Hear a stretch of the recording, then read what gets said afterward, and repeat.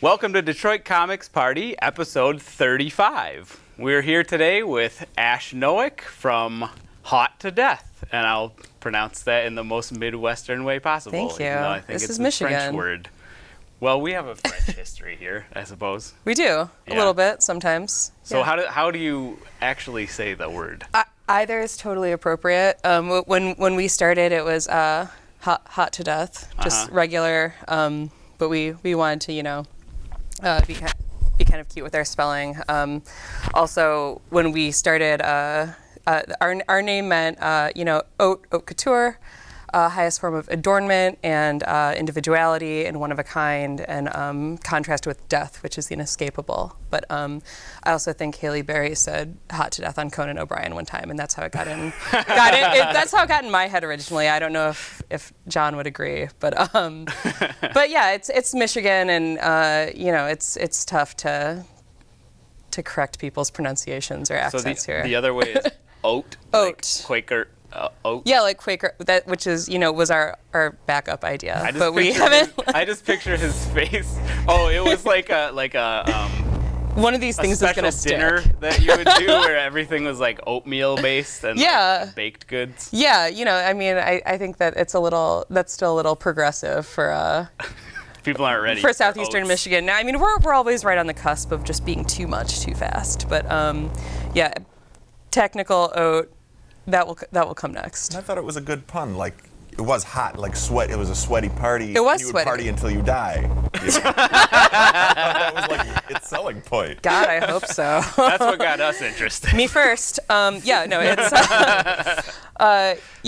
it was just the contrast of life's value in death, and we're big into like dichotomy and contrasting the. And for a while it was that, it's this like frivolousness, it's this luxury, but as time's gone on, and we've been doing this almost a decade, we found that, it wasn't frivolous, it wasn't a luxury, it was very much like an important part of like enjoying your quality of life and self-care. And we should explain to the two people in Detroit who maybe don't know what Haute to Death is. It is your series of wonderful parties. It is. Yes, Thank you. That has been going on for 9 years. 9 years. Now? Yeah. We just celebrated 9 years. We started on Halloween in October 2007. Congratulations. Thank you very much. That is, things were really different, and that was such a long time ago. Yeah. And I don't know if it's really a joke, but 9 in party years is like kind of like dog years. Like, How many is it? 150? Yeah.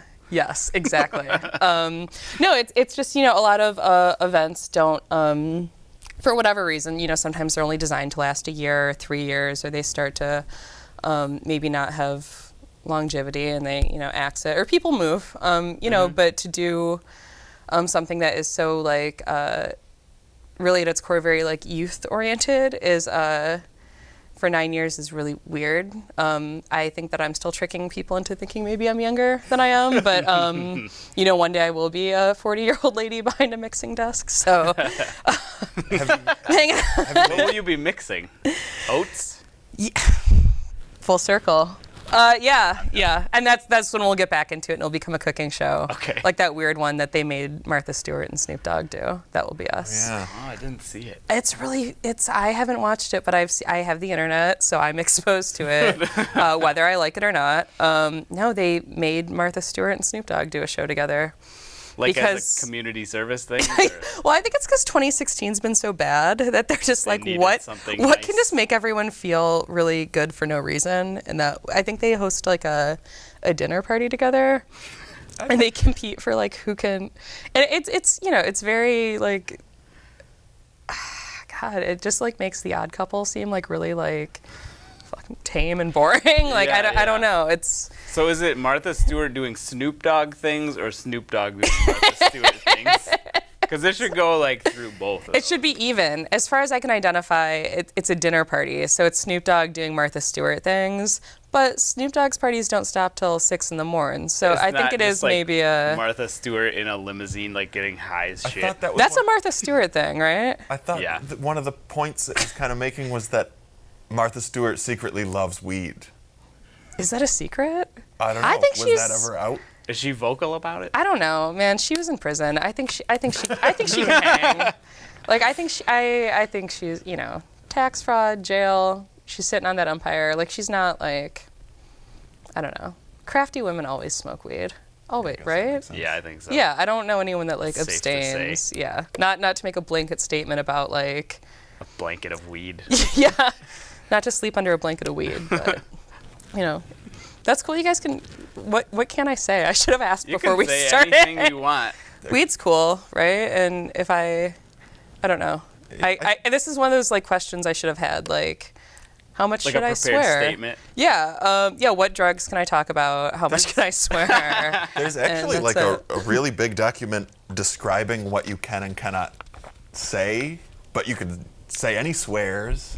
And Yeah? It's like graphic descriptions of sex acts. Oh, do we want to do that That's next? the only thing Okay. that is like not supposed to happen on a talk show.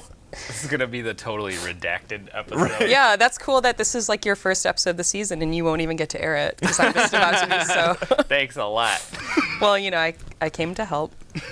But So, you know, you've been doing the parties for a long time. Mm-hmm. And what are you doing next? You have something coming up where you're I going do. to be expanding the empire into other areas? yeah. John and I started. We met in college, and we're both. John is trained as a photographer, and I'm a painter. And at some point, we decided we got to be DJs, and then at some point after that, we decided we got to throw parties for other people. So I think, as with you guys know, as creatives, like you're never just one thing, because that would be really sane. And Yeah. you want to do all of the things all of the time and not have any help from any of your friends because you like it your way. Even though we're so lucky to, and especially on our dance floor, our party's attended by so many brilliant people that we should ask to help us with things.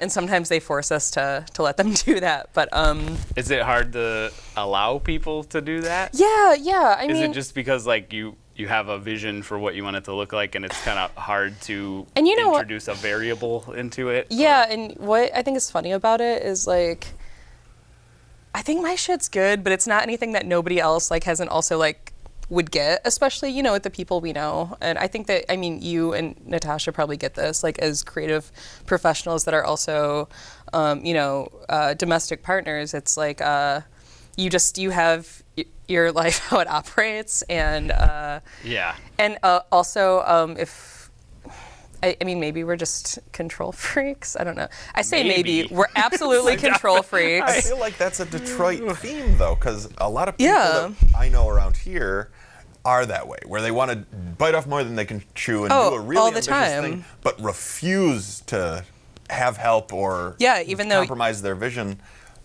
But go to other states or other places in America, and it's like, we love community and working together, and it seems so easy to those people. That's Yeah. always shocking And- to us when we go to other places. Yeah, it's weird. You just trusted all these people with like your. Right.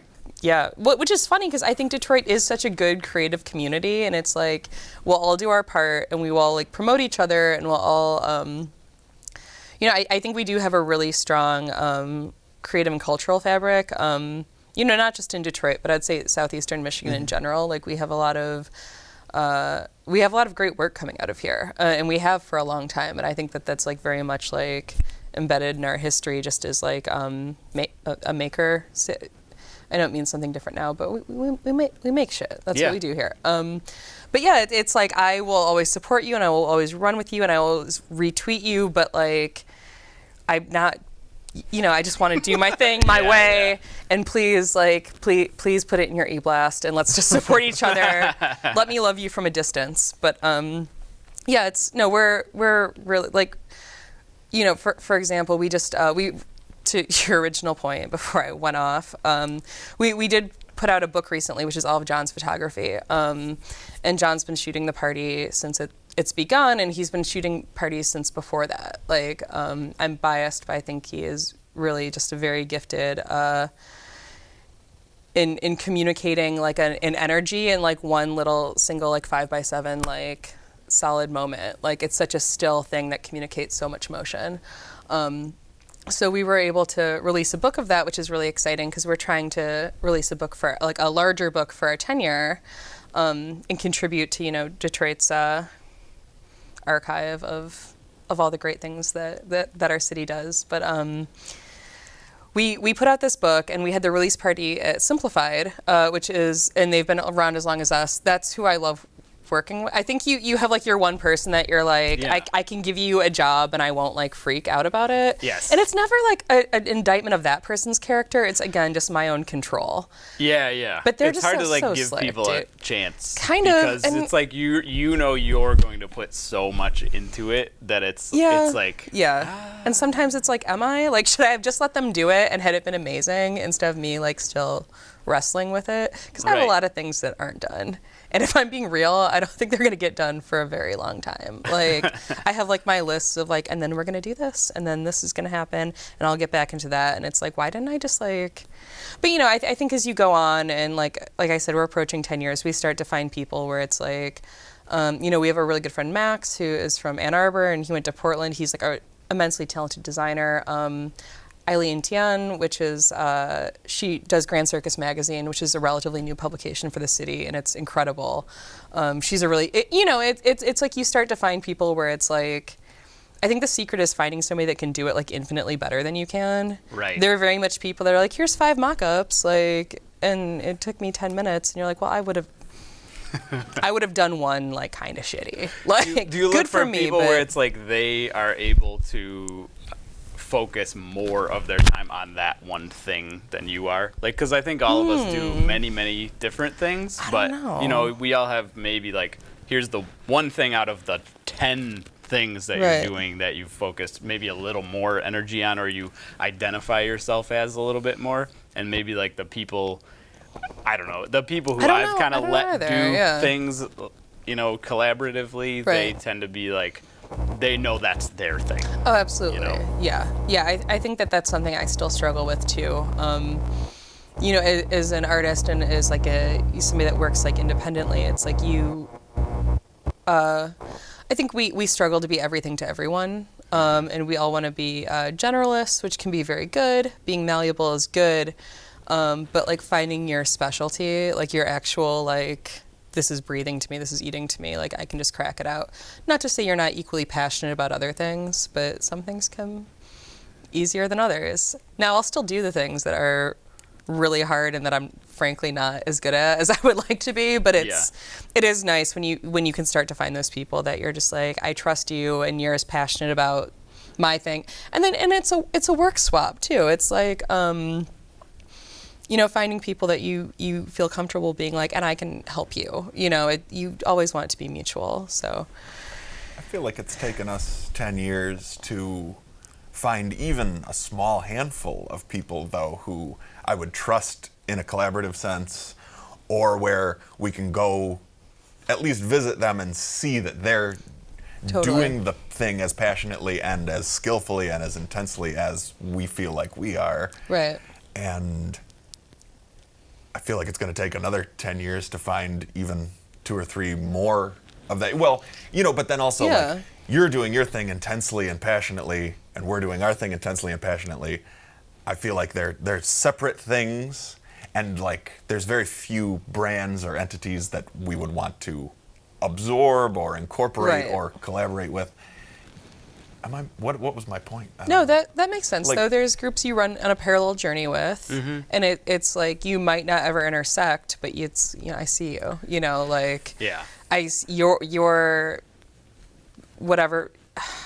My friend Oren, I don't know if you guys know Oren Goldberg. He's a filmmaker, but we've had a conversation about peerlessness, and he's just like, you know, we were chatting about like, who do you feel is like your contemporary? And I think especially in a city, like we're not a coastal city. I think we're a very creative, culturally rich city, but we aren't, we just don't have the same amount of bodies to create that competitiveness. Or be like, oh, I can't do it, but here's a list of like 5 other production houses you should hit up. Or like, you know, you really have your list and it's 5 and it's like kind of 5 period. And like, you know, whether or not you think that they're necessarily the one you want, I do think we have a lot of good people to choose on, like when you need them. But there is that element of like, you're over there and you're my peer, even though we're completely unrelated in what we do. You know, like. There's also right? like I think a competitiveness and like Yeah. that fact that there are lots of people doing the same thing but not really crossing over that much. I mean, Yeah. that's true in the nonprofit world too. Like everybody who comes to Detroit to do a nonprofit thing starts their own nonprofit instead of finding one that Yeah, like, already because exists. it's like the Hunger Games out there, and Yeah. and Yeah. that's I think especially now with like our. I don't know, our new America that we're living in.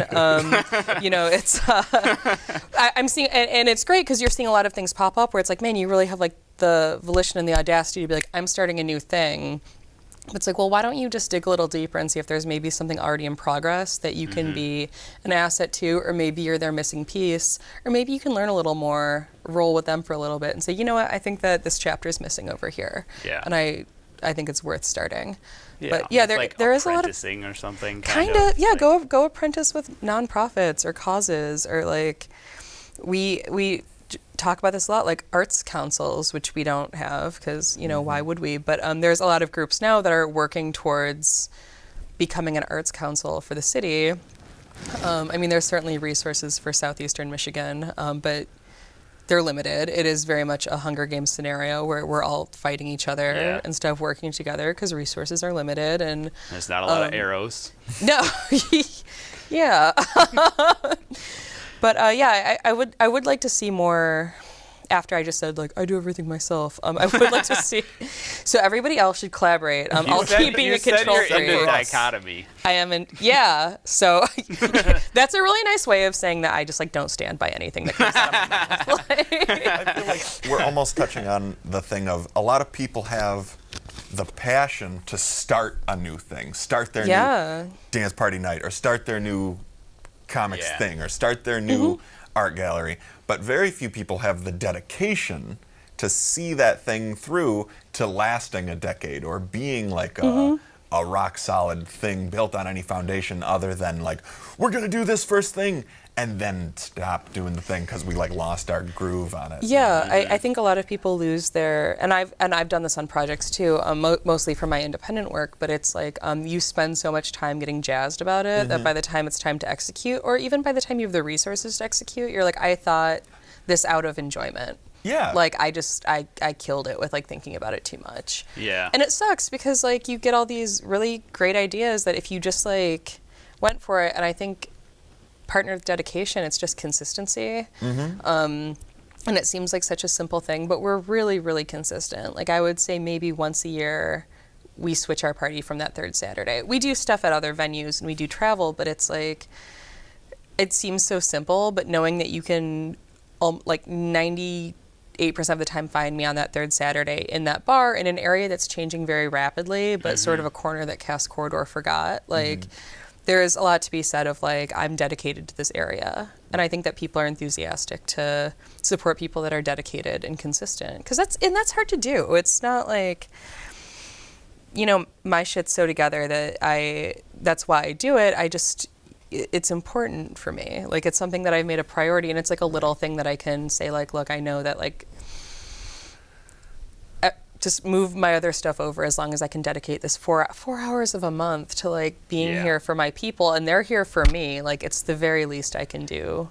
Yeah, you know, and I feel like that longevity is the accomplishment. Like that is. Thank you. Like, that's something that not a lot of people can say. I agree with Mike that people have a lot of drive to start a thing, but not a lot of drive to keep it going or finish it. Yeah, or, it's keep going when maybe like it's like a downtime before it comes back up, like when people are interested or something like that. You know. Yeah, and you need to take that time to, and that's my other thing I'm working on right now, because as I mentioned, we do something that a lot of the music we play is older. We do play contemporary counterparts to that, but our crowd is very diverse. It's racially diverse. It's economically diverse, and it's age diverse, which is, I think, one of the most important factors. Like, seeing your cool aunt at, like, Temple Bar is entirely likely, and it would be completely fine. Like, you very much enter a space where everybody is, youthfulness isn't about being young anymore. Right. It's like, because we're playing a lot of their music, you know, so it's difficult to,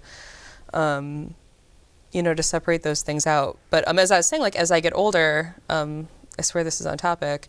I have to think about as I get older, and also, when things aren't going so well, you're like, okay, how do I diversify this? Like, how do I make it sustainable? And you start thinking about things like, well, we'd really like to do like publications. Like, we'd really like to do events calendars and like be like a positive voice in even like tourism and journalism. Like, I think all eyes are very much on Detroit right now, and they have been for, let's say, the past 5 years, a really heavy focus. Maybe sometimes people get focused on, oh, this isn't for you, like, oh, that's where tourists go.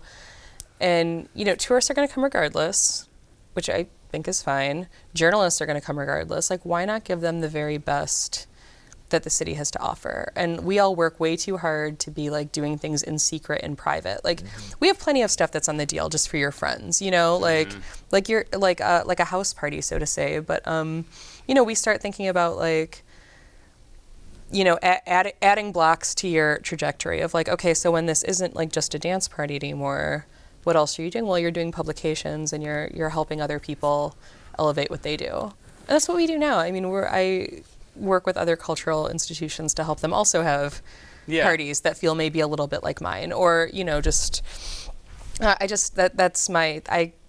get people to go to the thing. Like, that's my I think that is the one thing that I'm very good at that I wouldn't design work I might pass off. Photography, I have John for. Being polite to weird vendors, I have John for talking with anybody. That's John's job. But my job is very much like getting people to go to the thing, and it being trusted that you can come and I'll take care of you. I just say like I'm a hostess, I think, is the best way of describing what I do.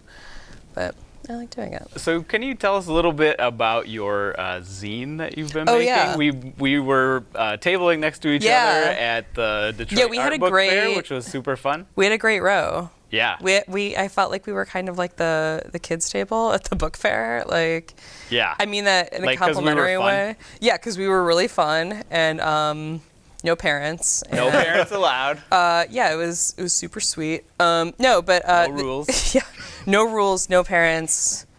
Leftover pizza for breakfast. No, it was really fun. This was my first book fair. You guys do it all the time, but no, it's with John's book, and we do a lot of print work, and Maya Ashak from Ditto Ditto is so awesome to put together such a really thoughtful and inclusive book fair that brings people from, which I love because a very small percentage of it's Detroiters. It's like people that are really awesome publishers that want to come and learn about the city from all over the place. I had such a good time, but yeah, we were next to you guys, and this was my first time I had made, I think my first time. Yeah.